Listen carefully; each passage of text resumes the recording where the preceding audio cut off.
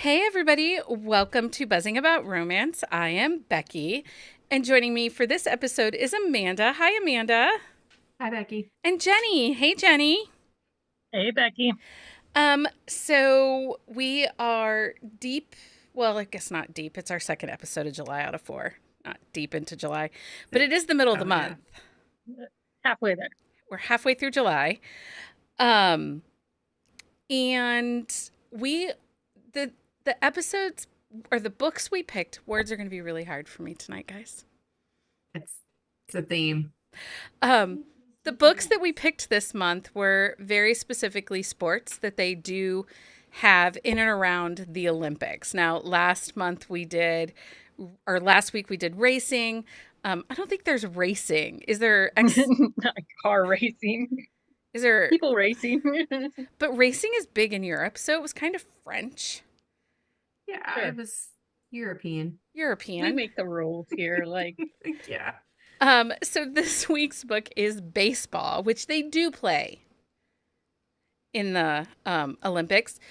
And just so you know, we aren't going to make you swim in the open waters of, it's the scene, right? That's how you say it, of Paris. Oh, yeah. Have you seen all the stuff on that? Oh, yeah. I've seen, Yeah. You can time your poop to When it's going to pass either. certain marks? Yeah. Ew. But they cleaned it up so all the open swimming races can happen in it. No, thank you. Nope. Anyway, so we were kind of going with the Olympic theme. At the end of the month, our last Sunday episode of July, we'll give you all the Olympic book recs. So the reason I'm bringing this up is if you have a book with a sport that takes place in the Olympics, or you have a book that is set in and around the Olympics, send us your suggestions because I went looking today. Do not have a lot of Olympic themed books. I'll send you mine because I'm not going to be able to be on that episode because we'll have family in town. So I'll send you mine. And Amanda's very sad that she And I can't am be on very that upset episode. about it because it was like I was ready to go. So I have a few, mostly swimming. Yeah, swimming's pretty easy. I got a couple others. Okay. I mean, I I'll really want send like you a some if track I and have some. field high jumper. I mean, come on. Let's spice this up, right? Okay, so on this episode of Sip and Discuss, we are talking about Fake Love by Jocelyne Soto. I do need to caveat this. She is a client of Bookcase Media, and I have done work with and for her. So just putting that out there so that we are transparent. But this pick was the community pick. It was. This was not my pick. This was the community's pick. Okay, so stick with us for the next little while as we break down these enchanting details. Which one of you has a doc open? Me. I do. One of you pick and read. What are we doing? The enchanting details? Yeah, Okay. give us the details. Okay. So the release date for this book was October 13th, 2022. The tropes are sports romance, baseball, one night stand, fake relationship, instant attraction, unexpected protector, redemption. This is a type of series. This is a standalone. It kind of interconnects with her other worlds, or in one world with her other books, I guess, and other series. Yeah, there's a appearance from my favorite hero Yeah. of hers. And there's an appearance from my favorite hero of hers too, in the end. That's In right. the- That is right. So this is, the POV is dual first person. The put out percentage is 13%. This book is available in Kindle Unlimited. And then also there are some content warnings. This book deals with cancer, drug abuse and addiction, and gun violence. And I left off tropes. I think this is an age gap, maybe. Yeah, I think they're like 9 years. He's like 35, Yeah. right? And she's like 26 or something. Something. Something like that. I didn't think he was that old. Maybe not. Maybe I'm wrong. I thought he was only like 29 and she was like 28.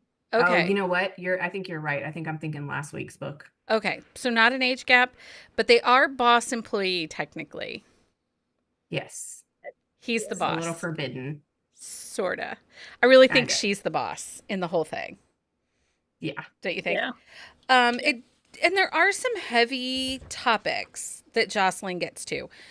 And I will say all of her books have some kind of heavier topic that she deals with. Yeah, they do. And I do think that the emotion that she gives in the books are very well done. I would agree. They're very realistic, like to the circumstances. Yeah. Okay, well, let's just start with this. We've got our hero. His name is Maddox Bauer. Oh, he's 26. Oh, okay. Oh, okay. I was He's totally wrong. he's 26. And And actually she's like, 27. She's a year older than he is. yeah, because I was like, she's been Okay. out of college for like 5 years. Okay. I pulled out So, my yeah. series Bible Oh, because there I you go. was too lazy to write notes. So yeah, she's a year older than him. He is from Chicago, Illinois, where he kind of grew up with a single mom.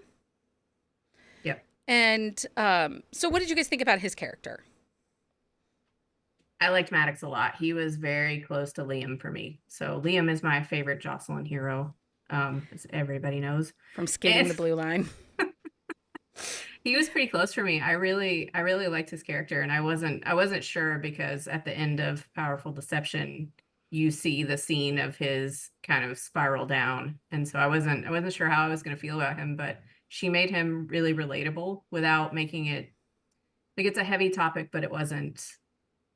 I didn't feel like despair, I guess.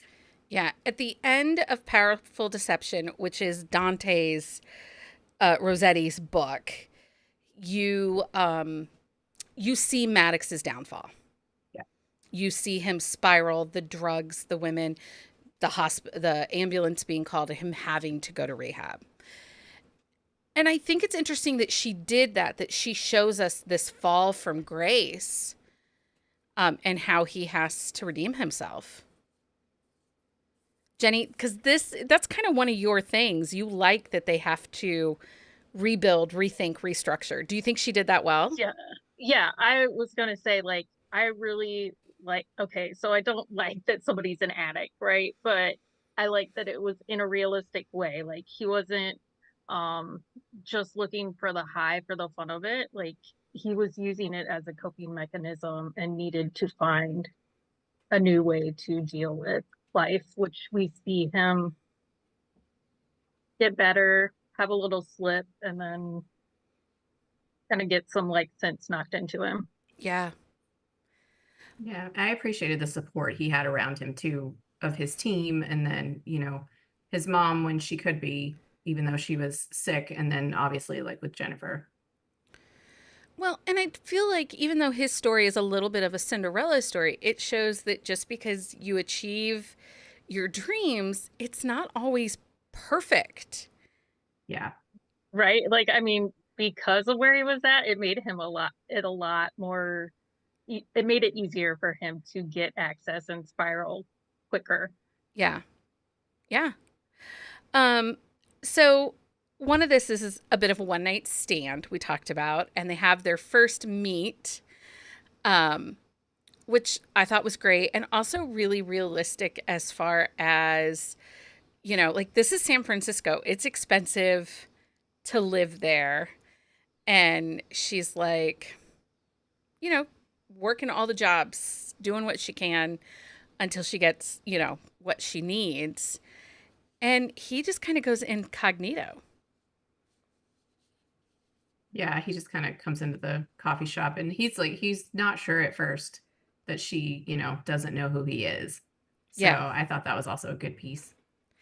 And I do like that she is connected to Selena, who is the heroine from Worth Every Second. Yes, and I've loved seeing her and Hunter in this book. Yeah, so this book takes place after Worth Every Second. And that's one of the things Jocelyne does is when she writes, she gives us snippets from other books. So it forces you to be like, oh, who are those people? Uh-huh. Right. And I haven't read the other books, so I would say she does a really great job of you don't have to know those people Oh, Yeah. good. to get all of this. Um, So what, and we are not any of us, I don't know, maybe you are, Amanda. Jenny and I are kind of go sports people. Was the Oh, I baseball like sports. was the baseball done well? What are your thoughts on the baseball?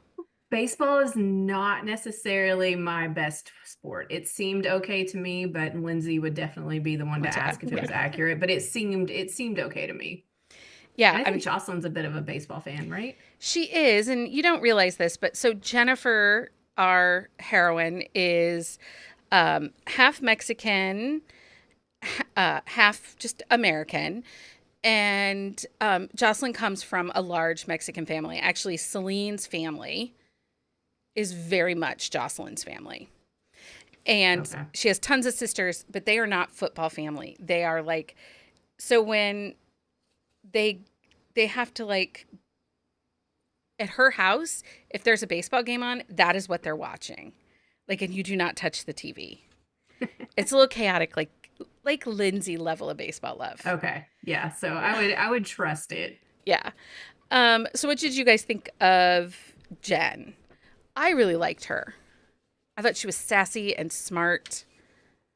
I liked her a lot. I liked her in Selena and Hunter's book. And I was hoping like we were gonna get a book for her. And then you told me that, that Fake Love was her book. And I was like, okay, all right, I'm in.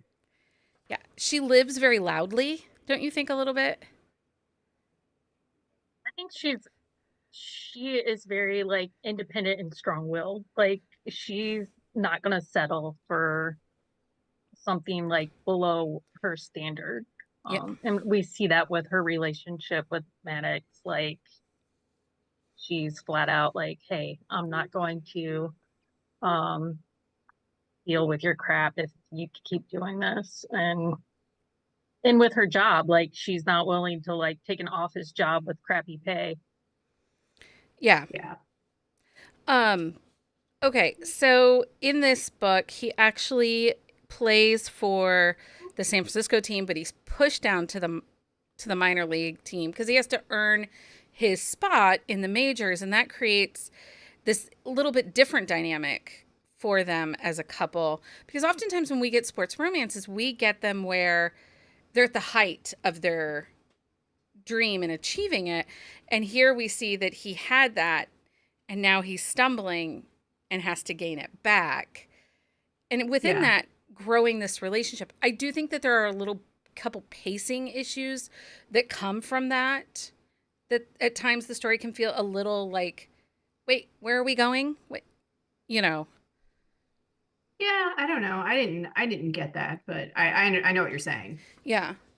Yeah, I think the dates, because usually the dates that are like at the top of a chapter, I don't really like pay attention to. But once I like clued myself in, like, hey, I should probably pay attention to this, like it made more sense because you could be like, oh, we're like Yeah. later. Okay. Yeah. You're right. That does help.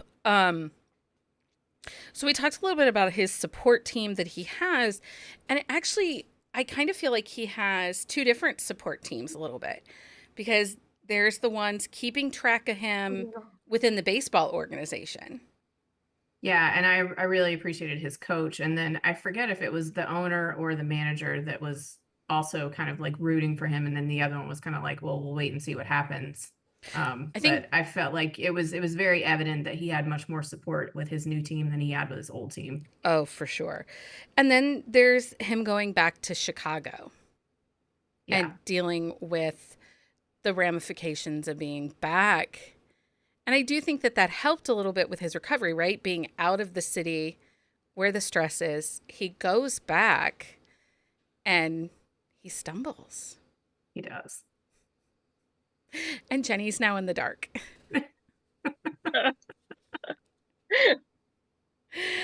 I also really appreciated like his old Chicago teammate Bobby kind of, stepping in and talking to him a little bit about like how things had happened.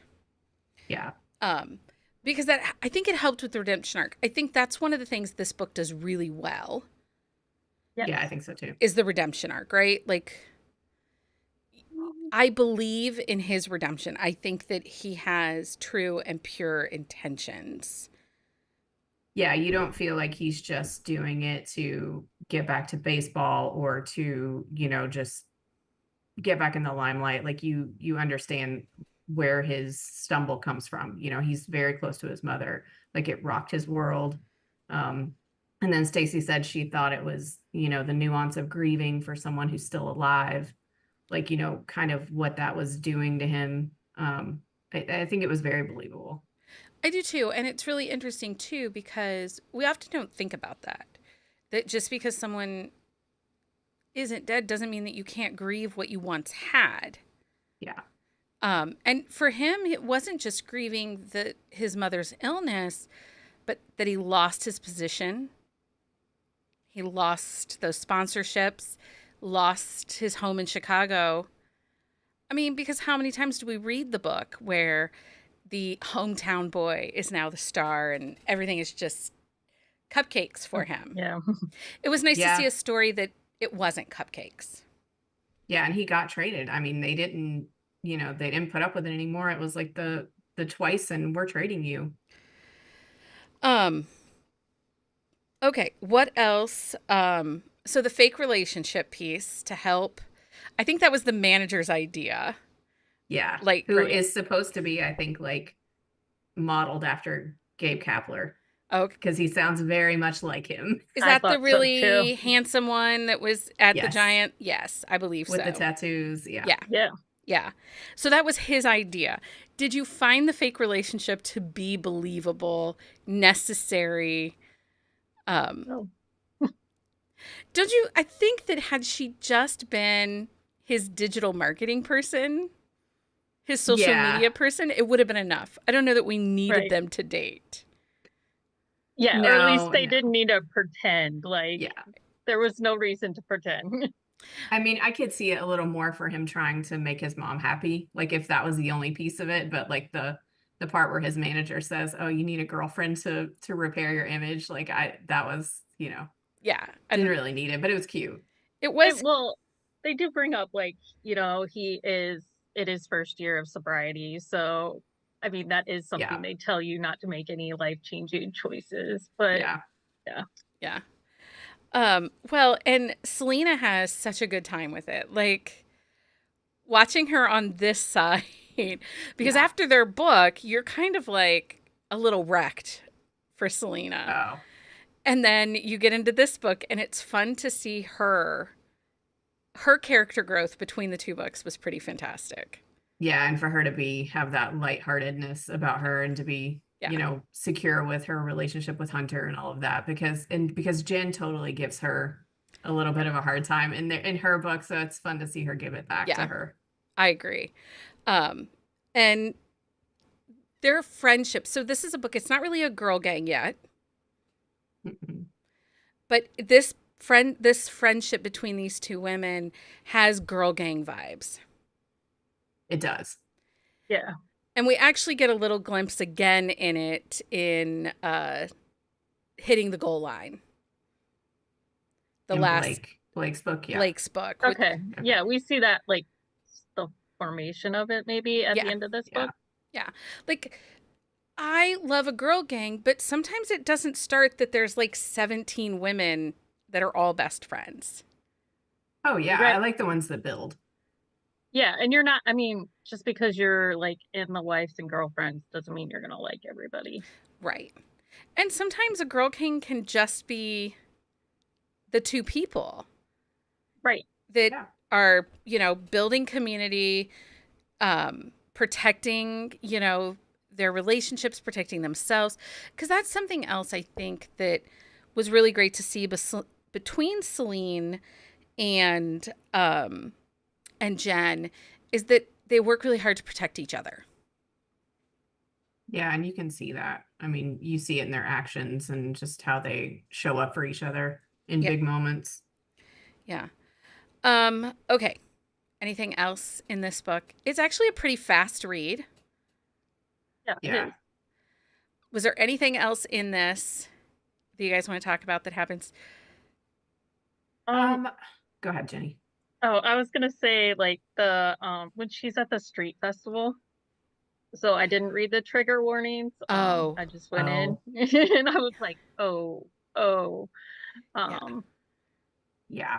yeah, I think that was a major turning point for them as a couple, and that Yeah. was realistic. Well, and he just like loses his shit. He cannot get there. And everyone's like, dude, you can't get there. Yeah. Right? Yeah, it's and that is something. Jocelyn is a younger author. I mean, she's younger than we are.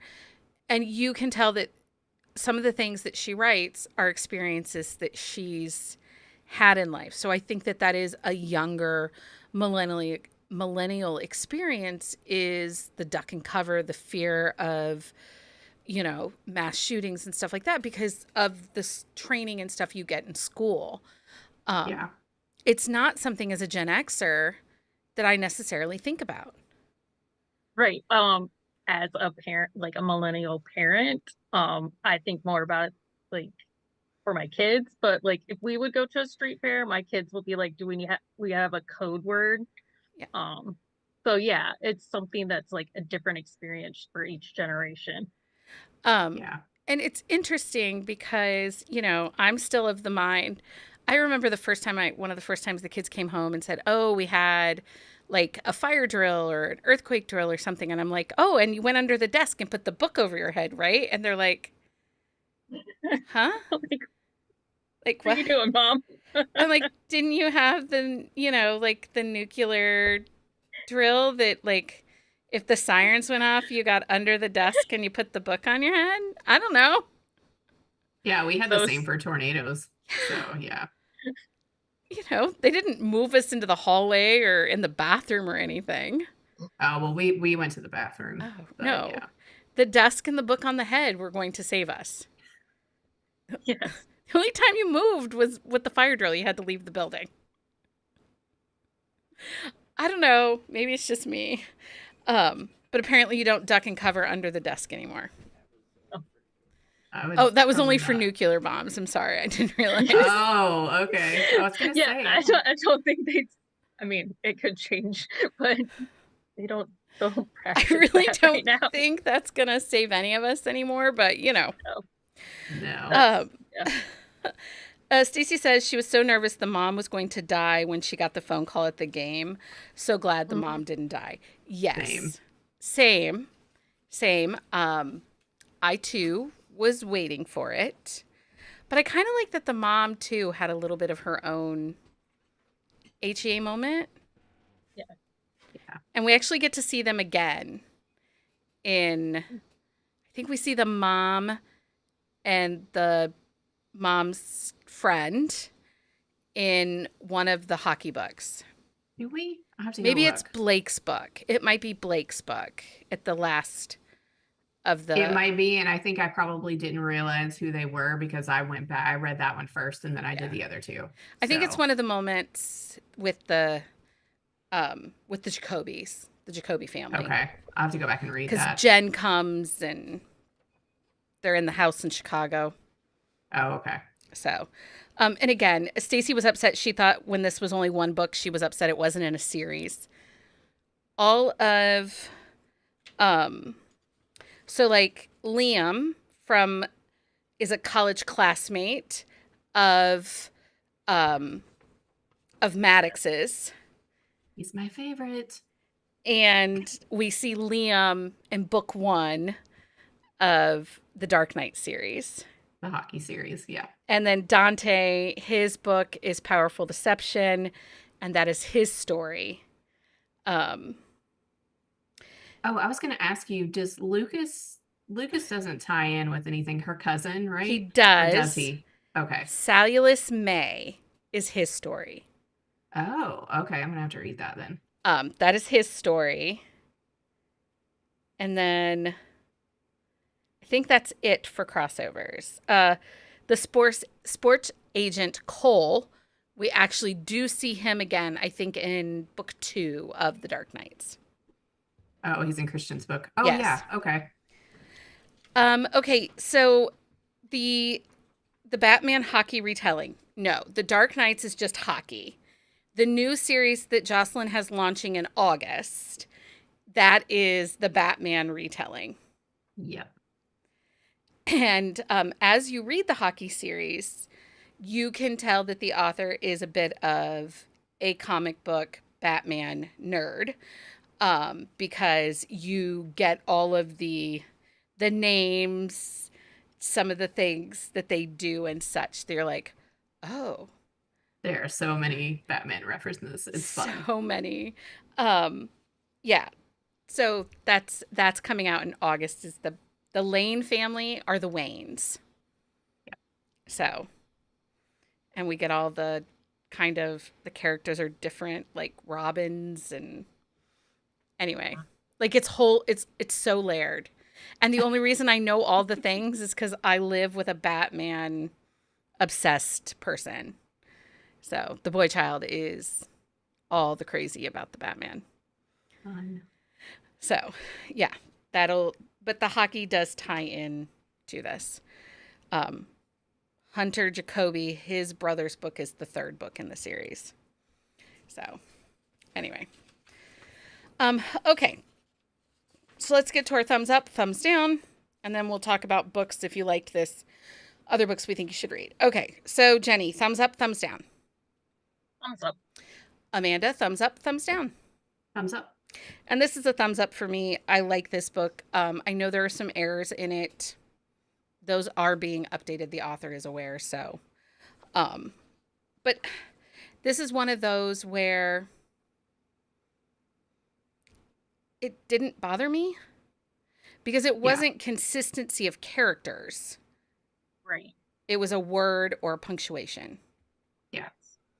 And no one's perfect at grammar 100% of the time. Nope. I had a debate today with Leah about semicolons versus commas. In case you're wondering, Leah hates semicolons. I'm a fan of the semicolon. So, and we Can be very useful. And we confused poor Merritt. Oh. Because I edited her book and I changed a bunch of things to semicolons. Leah went through and removed all my semicolons and changed them back to commas. Oh my gosh. So when in doubt, just make it 2 sentences. Right? Yep. Right. Anyway, we had to get into the grammar war talk, and Leah's like, I just don't like semicolons. I'm like, okay. So I feel like Leah needs a t-shirt that says, I hate semicolons. Sticker. Yeah, I'm pretty sure they're out there. Yeah. Probably. But I hate the Oxford comma, so. Oh, same. There are definitely shirts for that, and I love the Oxford comma. Do you? Yeah, I mean, it's just ingrained in me. Yeah. I do a lot of academic writing, and yep. I think because I had to, and then I was just like, I don't want to do this anymore. I would like to watch the Oxford comma die a very nice death. That's so funny. Good luck. I hate it. Okay, so if you liked Fake Love, what are some books you think people should try? Jenni, you got any? I got a couple. Like as far as like kind of a rom-com baseball series, the Cooper Valley Fireballs by Pippa Grant. It's more of her like, I don't know, slapstick like comedy type stuff. A little ridiculous but funny. I like those books. Yeah, and then like fake relationship with but like the instant attraction is there already. Dirty Like Me by Jamie Dimon. Jeannie Diamond. That one. Yeah. Yeah.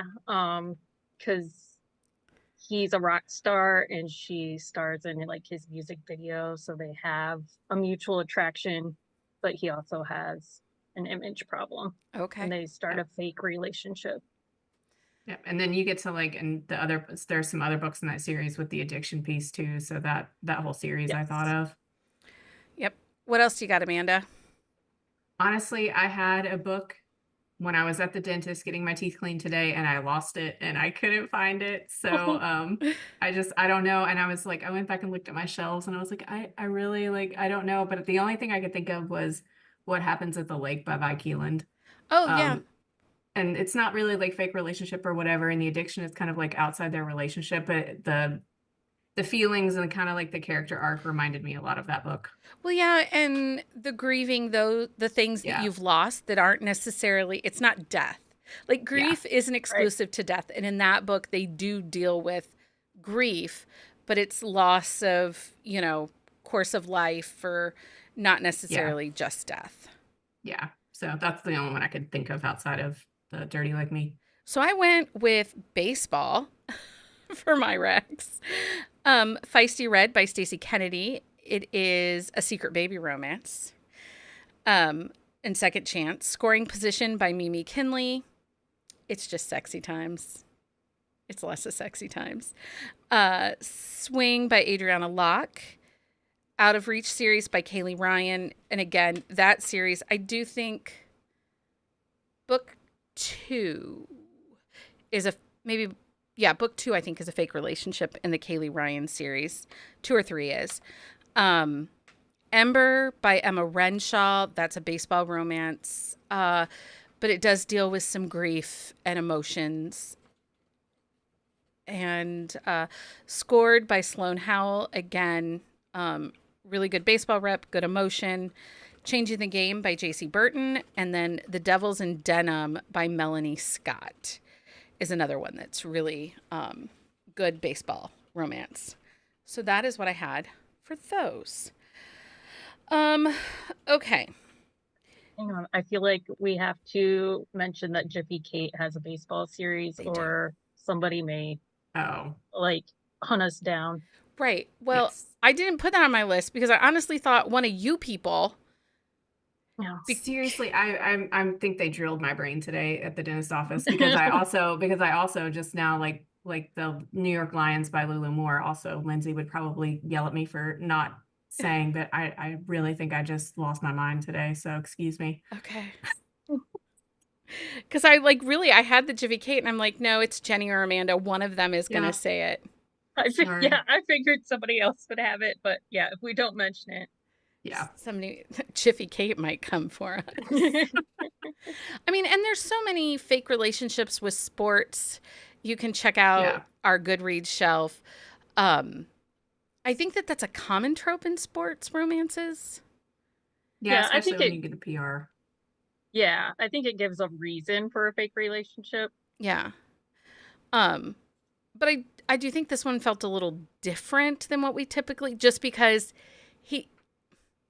his crisis happens outside of her and he's already started the work. Yeah, and also because I think they have the one night stand first too. I think makes it a little different. So makes it different. Okay, so make sure you join us this coming Sunday for our next episode. It is me and 3 authors, and I'm kind of excited about this. I mean, I'm really excited about this, not just kind of, because they are best friends. They all write a little differently, so this is going to be really interesting. You have author Amy Award is coming, and she promised to bring her friends. So she's bringing author Sylvie Stewart, and Sylvie writes super spicy rom-coms. Like Amy writes slow burn rom-coms. Sylvie is like 6 chili peppers. I cannot give you enough spice rom-coms. Yeah, I just read her for the first time this year, and it was a lot of fun. Yeah. And then they're bringing their friend Micah Lane, who has a lot of sports why choose rom-coms, but also other sports rom-coms. So I'm excited because, Amy writes such slow burns in her contemporary stuff. She does. That I'm like, how are you all friends? How do you not yell at her like every other day and be like, could you put some more spice here? She gets it out in her paranormal stuff. Is that what it is? Well, I mean, and she does have spice just a little differently, right? Yeah. Because like in Cock Down the Block, she is OnlyFans, right? Yeah. So. Is it OnlyFans or is it? It is. No, her mom is her former. Her mom's the former porn star. And sends her items. That's right. I mean, who wouldn't want a mom like that, right? Right. Okay, so like I said, Amy Award, Sylvie Stewart, and Michael Lane are going to come on Sunday night and hang out with me, and we're going to learn all about being author besties and about writing rom-coms. And then next Wednesday's book selection is our book club book, which is Wild Open Hearts by Catherine Nolan. So we'll be here next Wednesday to talk about that, which they're female billionaires in that series, correct? Correct. Yes. Yeah. Excellent. So that'll be a little different, which I'm kind of excited about. Jenni and Amanda, thank you so much for hanging out and joining me tonight. Thanks for having us. Until next time, everybody, happy reading.